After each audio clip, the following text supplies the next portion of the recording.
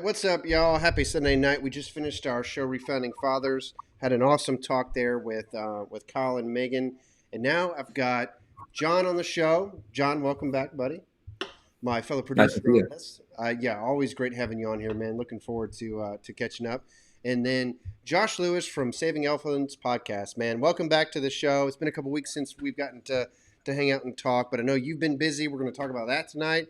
Welcome back. Always a Oh pleasure. yeah, yeah. Great to be here, guys. Yeah, so we got a lot of fun stuff to talk about. We were just talking about Caitlyn Jenner and the Nice. effect that she is making on the GOP. Yeah, I didn't get a chance to play her campaign ad because it's like 3 minutes, but if you haven't seen it, I encourage you to do so. It's fascinating. I mean, it is totally fascinating. I was just picking up the conversation where we left off. I'm still just amazed at seeing how much the GOP has changed. I mean, you think about, this party. Being nervous, people being skeptical because Mitt Romney was a Mormon and he was going to carry her banner, and people were shocked, when Arnold Schwarzenegger, right, was governor of California. And now we're here, the same Right. movement, conservatism, if you will, that produces Ben Shapiro, who's owning people, because they're trying to defend their transgenderism. Or you think about Charlie Kirk and all that stuff guys who said, we're not for that at all, are now being put in this awkward situation where you have Nikki Haley, who's hanging out with Caitlyn Jenner, who's talking about small government conservatism. I mean, wow, what a crazy change that we've seen in the Republican Party and the conservative movement as a whole. I mean, you can have Caitlyn Jenner at CPAC, no doubt, talking, and Donald Trump and all that stuff. So what a change, man. What a change. What a world we Yeah. live in. It's wild. And I don't know how you guys feel about it. It's a huge, big issue. And, I think I'll probably do a couple entire episodes on transgenderism. But it's, the question that we were looking at is, could that ever mesh with classical conservatism? And first, I think you've got to actually figure out, what does classical conservatism mean? What is the actual belief and important aspects of that? And I'm thankful to you guys because we do that every Sunday. We're delving into, what does tradition mean? What does prudence mean? What is, the empiricism of Burke, mean, is being able to flesh out those concepts and having fun drinking while we're doing it. So I had said Absolutely. on the last show that the two things that make politics palatable are beer and humor. And we've got both of those here. So without further ado on that, John, let me turn it over to you as we get into, what are you drinking? So what do you got tonight? Man, I know people are going to hate me because it's like the end of May, and I'm still drinking stouts. I mean, I'm finishing up the Samuel Smith line. Maybe I'm late to the Unabated. game and everything, but I tell you, it did snow in Southern Virginia for about 2 hours this past week. Are you kidding me? Okay, Really? so it is still stout season, right? That's Um, amazing. In it is. Southern It Virginia? is the same. What's that? In Southern Virginia, you said it snowed? Yeah. That's Yep. crazy. I did not For know that. about 2 hours. It got super, super chilly. That's This is the oatmeal stout, though. So, yet again, about 5%. It's not super powerful, which means that it can afford to be extremely balanced for an oatmeal stout, yeah. but extremely tasty. The only other one that I think might have topped this one is the Founder's Oatmeal Stout, but they're both extremely good. So, highly recommend it. So it did not snow in Florida. I don't know if it's ever, snowed in Florida where I live. But, so we were out on the beach today, right? Because it was like 80 degrees. I am trying to figure out how to carry my passion for stouts because I share them. Stouts, porters, that's my jam. But as we head into the summer, I think I may have found a way to do both. This is called Morning Glow, and it is a vanilla coffee blonde ale. It is the best of both worlds. Is you get Nice. like the whole taste, the sweetness, and all that stuff that you would expect from like a stout, but it's got a lightness to it as well. It's great. How powerful is it? Let me see if I can find it on here. I've had a couple, so maybe you'll tell. 5.3. Like, if Wes 5.3. starts slurring his words, then you'll know it's pretty powerful. But Something I'll try and feature next time. There's been this huge like influx of like seltzers and like tonic waters and whatnot, but then they've been infused with alcohol basically, and yeah, so it's like usually 4% here, 5% there. Me and my wife went over to a farmer's market like just this past weekend, and they were selling these kind of drinks. They were Yeah. like vodka shooters and stuff like that. And something about like, I didn't know that it was vodka. So I ended up like buying one, and like I pretty much down it like in like 2 gulps. It's like a Sure. can, it's like a grapefruit thing. And I'm just sitting there like feeling really good. I look at it, it's 8%. And like I finished down it in like 5 seconds. I was like, this is bad. I didn't need to go lay down. It is definitely that day's season. gonna be over way earlier than I anticipated. Yeah, exactly. I was just like, I'm not gonna be driving. That's great. Well, hey, we got our drinks, so that means we can get into our next section, which is toast and roast. I love doing this. It's our chance to be able to, we find someone doing good in the world. We find whether it's like a good Samaritan situation or it's just a conservative who's out there conserving, like whatever it is, a chance to be positive. And then, we get a chance to make fun of somebody. So I love that. So this week is probably the easiest I've ever had because I mentioned that he'd been doing work, but Josh, who's right here on our podcast, I got a chance to listen to your interview with none other than the Jonah Goldberg, and it was amazing. Yeah. It was amazing. I had it playing in my car when I was driving to and from work. I mean, you got a lot of time with this guy, and so many amazing, different topics. I know you talked about Ben Sasse, you talked about Donald Trump, you talked about the future of the GOP. There's a couple that I want to highlight. The first one is I loved the whole analogy that you had, and I think this was pretty early on, but you talked about how conservatism is this symphony of different instruments, right? And you've got your pipes in one end, and you've got your big drums in another, and they're all working together to produce this great movement. And yet, what you and Jonah were saying was that, hey, we're starting to hit a point where it seems like the loud drums are just owning the entire piece to the point that you can't. I think, as Goldberg said, it's there are too many guys with that big gong. Yeah, exactly. That's what it was. And he's talking about people who, are shouting down other conservatives who are kind of deafening the debate, and now it's all about own the libs, like hate them, kill them all type rhetoric. And anyone who wants to talk about anything else is kind of like shooed away, or if there's any diversity or disagreement. And I guess when it's talking about Caitlyn Jenner and stuff, is like, it seems like it's an interesting place for a movement in conservatism to have that type of tough issue to wrestle with, because we don't really wrestle with much internally. We just hate the liberals every day, right? And then actually having an internal crisis, like, oh, what do we do? Like, we can't possibly abide difference of opinions within our movement, and yet we do have them on this. Guys, what do we do? Somebody tell me what to think. So I appreciated that. That was a great thought that you had in there. So many other things too as you went through that interview. It was great to hear about him and his network and the Dispatch, and kind of really getting seasoned, in terms of what he's trying to accomplish, and trying to find himself, and what we can control, and not control, and all those things, and not inflating our own sense of purpose. So just a lot of humility. And of course he talked about Burke a lot. So amazing interview, man. Yeah. No, I appreciate it, man. And what do you say about Gold? I've been a fan of his for a long time. I know there are some people that, he's a funny guy. I know there's some people that either his humor or his ideology or his something about him does not appeal to them. And that's fine. I get that. But we need more Jonah Goldbergs, right? We need more people who they're not just concentrated on owning the libs, but they're also not lecturing you about the Federalist Papers, right? These are people who are steeped and they're bright, but they're funny, right? And they can kind of, they can get at you in a winsome way, and they can liven the mood a little bit, but they can also convey truth. And I'm indebted to people like Jonah Goldberg. I hope I can pattern myself after that to a certain degree. It was a lot of fun having him on the show, and of course we went from I kind of intentionally scheduled that interview from being more accessible on the front end and getting increasingly or wonkier. Toward the end there, we're talking about German philosophers. Right. Well, and he dropped Burke, so that's my roast, man. I was like, who are we going to roast this week? And I was like, oh, I don't have to go far. This guy, right? Which y'all did the same thing. And I love the way that you did it, like personally, because you kind of like brought up the fact early on that he references Edmund Burke, right? So the philosopher that we pattern our, channel after, Edmund Burke, the first true modern conservative, many would say, and just an all-around incredible person, is constantly referenced by the same guy who was quite possibly the most progressive president we've ever had. Just an Right. absolute train wreck of our democracy. Someone who was explicitly opposed to the founders and their framework of government.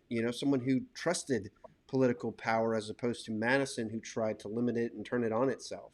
And yet he's referencing Burke, and I've always it's always bothered me. It's like stop touching our guy, and stop twisting his words and stuff. And you called it for what it is. So God bless you for that. And yeah, stop it. I was indebted, by the way, that I reached out to Jonah Goldberg's producer of his podcast, The Remnant, and asked, because on that show, every time the name Woodrow Wilson is mentioned, it plays this ominous kind of Darth Vader, Yeah.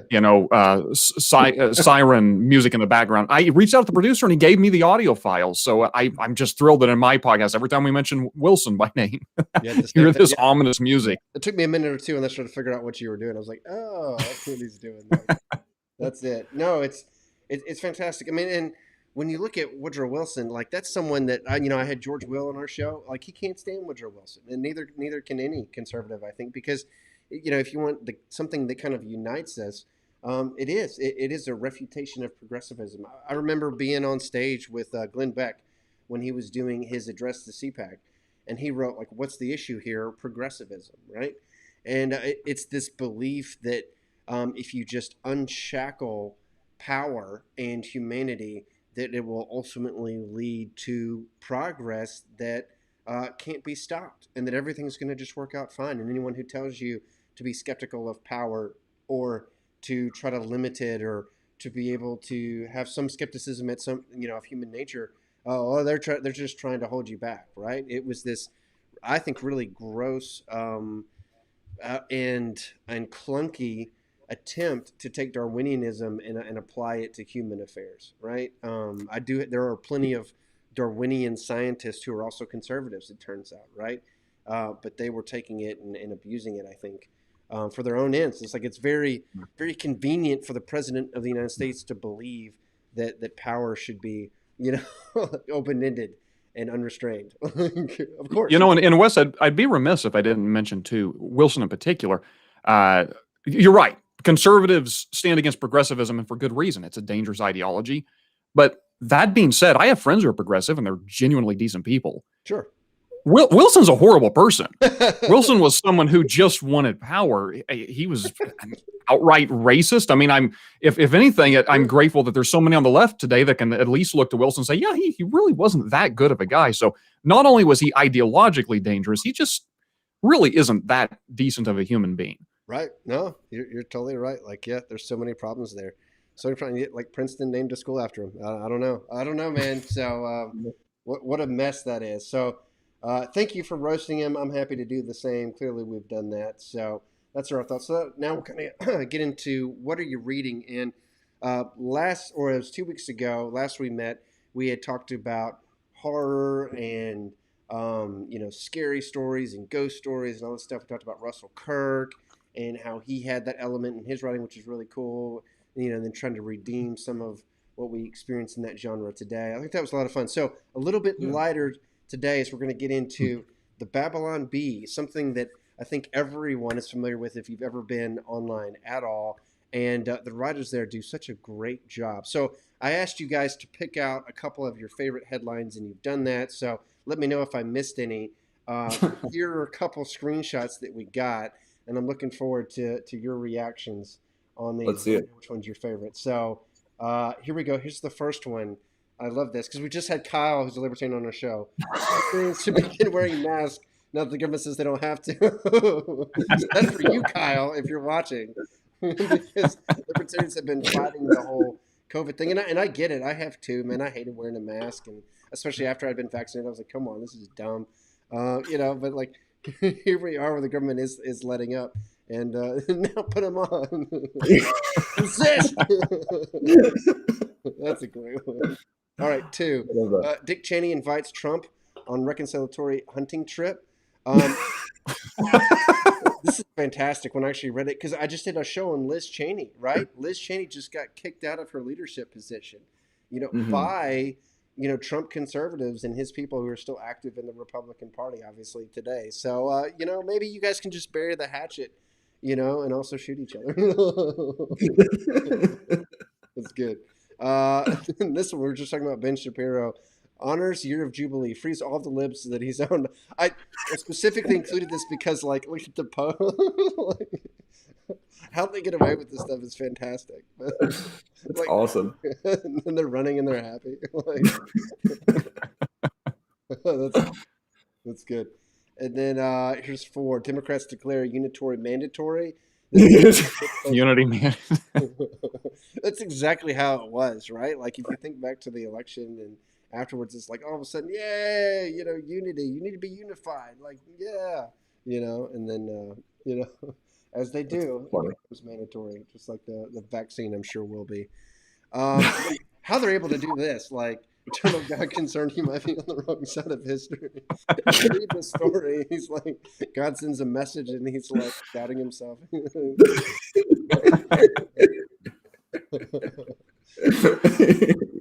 Which that one, Wes, I've just got to say, this is this language has crept into the right, and it ought not to. This whole business about history taking sides, it's just nonsense. Yeah. It's leftist propaganda, and it ought to be called out for what it is. History, something's right or wrong. What does history have to do with it? Right. Yeah. I mean, yeah. I feel like political discourse overall is very slappy. I mean, you said it. We need more Jonah Goldbergs. We need more thought in general. In these debates.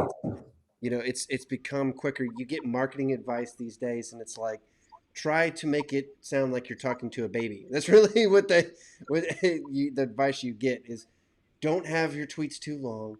Don't have your posts too long. Make sure there's a lot of images. Make sure they're so easy that anybody can understand. Like, we're like at this race to the bottom of like goo goo gaga, right? Like, that's good. That's short. That fits the tweet. Like, you can fit that. It's only a few characters. And, let's have a picture of a thumb, right? Like, we have lost in our country this desire to challenge ourselves, to grow, to find different perspectives, right? To evolve in any sense. Because anybody who says that they must be establishment. They must be, part of the elite, right? Like, oh, you have a nuanced opinion? Get out of here. That's not what this is for. And I think that what you have is that those platforms aren't really based to have that kind of nuanced discussion, right? They're built for those quick quotes, those quick quips. Even like this past week, I recall like myself and my family getting very upset about like, 130 character post and what was stated, and it like ruins your morning. And like, why am I allowing this to ruin my morning? Yeah. But I think like what those kind of Babylon Bee stuff says in regards to like the eternal God being on the wrong side of history is that it makes it seem, it makes pokes fun at the fact that we feel like we have this great understanding of life, that we've learned it all. We've learned where all the right and the wrong is. There's no room for gray. And 100 years from now, like, there won't be anything left to explore about the human condition. Or what to do about that, and I think that is, so flawed that we think that we've learned it all, to the point where there can be no other discussion. You're either right or you're wrong, and your post tells me so, right? Yeah, no, you're absolutely right. What are your thoughts, Jeff? I think John said it. I don't know that I can really add to that. I mean, it's social media is a dumpster fire. It's there is some nuance on there. You can find some people having genuinely good conversations, but there's something about our lizard brains that just light up with anger, with outrage, and I don't know how we're going to get out of this trap anytime soon. I think eventually we figure it out, but it's not conducive to the sort of conversation we desperately need to be having. It's not, so, and you talked about that with Jonah too. Remember, you guys were kind of wrestling with that as well, as like, where do we go from here? I don't think he was very sure either. One of the things that I see with a lot of these folks is a passion for battle, right? There is this desire for a fight, and by and large, it's a whole lot of people who have never experienced what that even looks like, right? People call for civil war, like, what are you talking about? It's horrible. It's terrifying. Like, as somebody who's been in those situations several times, It is not something that you would want. And so this bloodthirstiness, to me, it doesn't strike me as bravery at all. It strikes me as pubescent, and Mhm. frankly naive. I mean, like we were just joking on the last show about Texas and wanting to secede and like fighting a war against America, right? Like, um, that's just a joke. That's definitely just a joke because actual wars when people die are horrible, Um, and yet it seems like so many people are looking for that, like they're inevitably leading to that. And you look at the Capitol riots as a great evidence of that, as Mm. people died in the midst of that, and to be cavalier, about that is easy until it's like someone that right, one of your friends. Okay, I mean, look how sensitive we are about the masks, right, and what's been done to our lives, this inconvenience, you know when at the same time we're on Facebook talking about how you're the scum of the earth and need to die, liberal, right? Like it seems to me that there's this thirst for violence, and that's got to be countered, across society, because that is not. You can disagree all you want, but to use the language that we use so often, really, it reeks more of the French Revolution than it does of the American Revolution, in my Yeah. mind. And that's something that Burke stood against, and so do I. So. Yeah.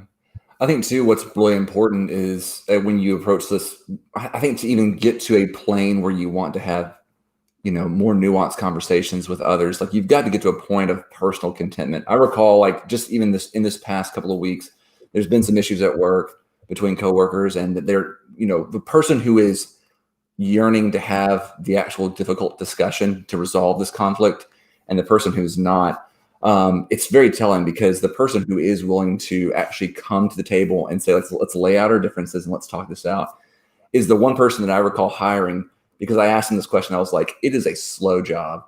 So tell me, how are you going to be able to handle a slow job? And he said, like, I'm content with myself. I'm actually at peace with Mm. myself, at peace with who I am. And if I'm alone, then like that's okay, because like I'm my best friend, right? And I think that's very telling for people, that you can tell those who are satisfied with where they're at in life, what they've accomplished. They have realistic goals for themselves, and they're just on a plane of either joy or peace, that they're okay with disagreement. They're okay being wrong every now and again, right? They're okay with learning. And I think that's just required when you have two people that are of that nature on either side of the discussion that can meet. Like, it's an amazing picture. And unfortunately, I think that what happens is you have people who aren't content with themselves. They haven't reached that level of peace in their life. They have other things that are disjointed, disconnected. No thanks to COVID, sure. Um, and as a result, we end up fleeing to people who only agree with us, and ends up being a right and wrong, us and them kind of situation. Yeah. But I think what we need a little bit more is just this key to unlock personal contentment. I think that's why I enjoyed recommending that book by E.F. Schumacher, right, Guide for Right. the Perplexed, because he touches on that. Even Woodrow Wilson, I mean, wrote a book called When a Man Comes to Himself, which I'm not going to go with that title. Okay, I'm not going to go anywhere with that. But even that guy was trying to figure things out, despite how he turned out. So you can see, like, there is this journey on both sides where folks are trying to become content, and sometimes they don't really know what that means. Yeah, I mean, the other part of this is I think back to Burke himself, right? Like he was up against this fomenting rage that Great Britain had, right, against Americans, and he wasn't able to stop, them trying to quell the revolution, right? He was arguing that, hey, let America do their thing, trade with them, be their countrymen. It's going to be fine. It's going to be fine. And they didn't listen. They didn't listen to Burke, but he also didn't give up, right? When they didn't listen to him, despite, he had some successes with the Stamp Act, etc. But ultimately he didn't prevent this war from occurring, but he was still there afterwards to be able to provide truth and clarity when the French Revolution came around, and people listened to him more, then his credibility went up because they're like, you know what, we probably shouldn't have, wasted all this blood and treasure fighting Americans. And so he stuck around, and I guess that patience to me, Josh, is what helps me. Is I can't control what everybody else feels. All I can do is I can control myself, and I can try to be a witness and a testimony to others. But if the right wants to jump off the cliff in a sea of rage and listen to all the clickbait all day long, that's their choice. It's not mine. And I'm going to say, hey, stop, please don't do that. You can also do this, the type of things that Jonathan's talking about. You can also seek peace elsewhere. But ultimately, if we can't prevent that from happening, then we can't, and we'll still be here. We'll be here as long as God gives us breath to be able to try to point people to the truth and the light, and to the, as Kirk would call it, the permanent things, right? Right. We do the absolute best we can with what we are given on a day-to-day basis, and we don't really worry near as much about the results, right? Like my whether it was, if we were living in France, in the late 30s or early 40s, right? Or whether we were living during a time of slavery, or whether we're living now, there's always going to be evil. There's always going to be truth. There's going to be people who are subject to, manipulation or things like that. There's always going to be some type of evil in the world. The question is, what are you going to do about it? What are you going to do about it? And I think the great evil in our world today, especially domestically, is the fact that the right and the left have reached a fever pitch of rage, and they don't listen or trust each other. I think that is the evil, not so much the fact that liberals exist, or walk around, right? That is the great evil. And we confront that by facilitating conversations with them, and showing what right looks like. So that's my answer, to that question. You were hold on, you're making me think of another Babylon Bee headline, which is it was one where it says evangelical Protestant scours the Book of Revelation to find out when Trump will come back.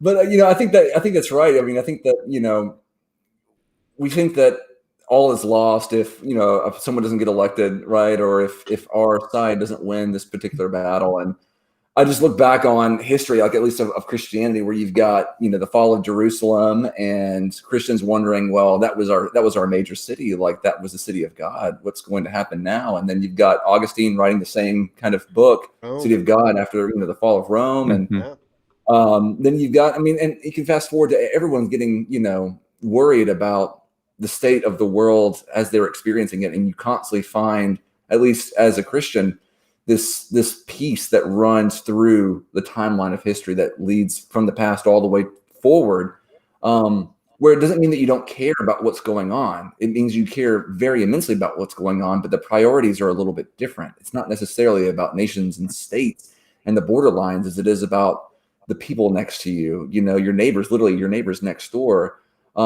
which can be very telling, especially in such an age where it's easy just to get so distracted and to not lift your head and see who is around you and how to care for them. But yeah, this is what this conversation makes me think of. Yeah. Any final so something I may have said this before on the show. I don't recall, but when I reflect on my own life, who I am, and the various people who poured into my life, most of those people either never knew me or at least have no idea to what extent they had an impact on me. Yeah. Most of them are not most, but a lot of them are dead. Yeah. Right. Mm-hmm. And I think there's Wes, going to what you're saying about this patience, I think obviously we don't want patience to mean that we tolerate injustice. But on the flip side, we don't want an impatience with injustice to such a degree that we think we have to, what was that Babylon Bee headline? Democrats say we mandatory unity now. Yeah. That we have to, there are people out there who are wrong, and I'm angry about that, and we ought to do something about that. The reality is there are always going to be people out there who are wrong. Exactly. We reach people through love, through community. We're very stubborn creatures. We filter the truth through the communities we're in. And if we're in an unhealthy community, unfortunately, we're probably going to be filtering unhealthy truth. And so this is hard work. You'll probably never see the results of most of your efforts, but you have to have that hope and that patience to do what's right, and trust that ultimately it is making a difference. Yeah. I mean, when you think about, like, Burke didn't even call himself a conservative, right? Like, that wasn't really the time for him, called Whig or whatever, right? Like, but he didn't call himself a conservative. That's something that we did later based upon the truth that he was speaking, right? And so these labels and things like that, using conservative to mean something very different than how I would use it, that's fine. Do your thing. Ultimately, it comes back to that. It comes back to the words that you're using, Josh, of justice and truth, ethics, of doing the right thing on a day-to-day basis. And Burke said this, he talked about manners, simple manners being one of the most important equities that a society has. The idea that someone walks up to a counter and they're in a rush and you let them go first. You know, Mhm. like that's as important as any law, Burke would say, right? Just common decency, regardless of what color of their skin or what political party, you know, that they voted for.